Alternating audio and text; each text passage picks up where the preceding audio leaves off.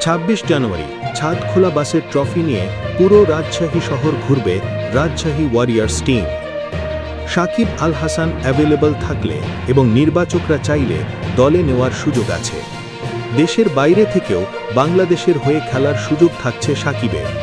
অভিজ্ঞতা, পারফরম্যান্স আর দলের প্রয়োজন অনুযায়ী সিদ্ধান্ত নেবে টিম ম্যানেজমেন্ট।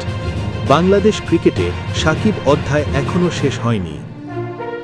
হঠাৎ বিসিবির ডাইরেক্টর পদ থেকে পদত্যাগ করেছেন রংপুর রাইডার্সের সিইও ইশতিয়াক সাদেক। টি-20 বিশ্বকাপে পাকিস্তান দলের অংশগ্রহণের সিদ্ধান্ত নেবে পাকিস্তান সরকার। তিনি আরও যোগ করেন, যদি পাকিস্তান সরকার বলে যে আমরা খেলব না, তাহলে আইসিসি 22তম দলকে অন্তর্ভুক্ত করতে পারে। পাকিস্তান ক্রিকেট বোর্ডের প্রেসিডেন্ট মহসিন নাকবি।